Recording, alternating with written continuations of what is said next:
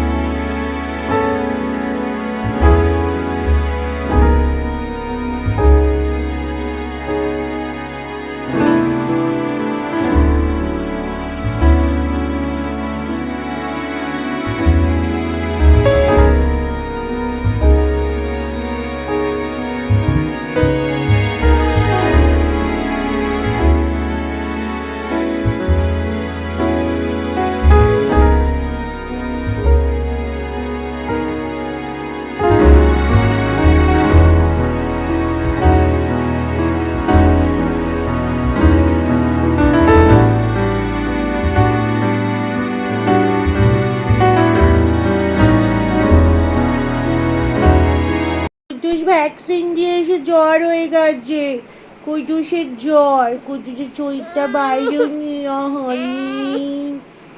তোমরা কি এই চেয়ারটা দেখে চিনতে পারছো?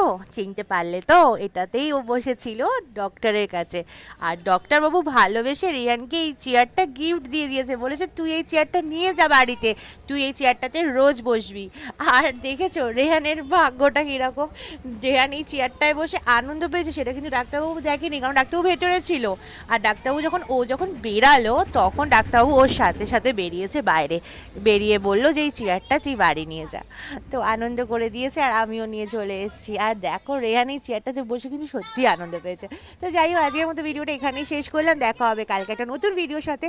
আর আমি কিন্তু এই ভিডিওটা অনেক পুরনো ভিডিও দিলাম, এটা কিন্তু নতুন ভিডিও না, কারণ আমার পুরনো ভিডিও অনেক জমে গেছে, তোমাদের সাথে শেয়ার করা হয়নি, আর তোমাদের সাথে শেয়ার না করলে আমার ভালো লাগে না। তো যাই হোক, সবাই খুব ভালো থেকো। ভিডিওটা ভালো লাগলে কী করবে, অবশ্যই একটা লাইক কমেন্ট শেয়ার করবে আমাদের ভিডিওটা, আর যদি ভালো লেগে থাকে আমার চ্যানেলটাকে অবশ্যই কিন্তু সাবস্ক্রাইব করতে ভুলো না। সবাই খুব খুব খুব ভালো থেকো, টাটা।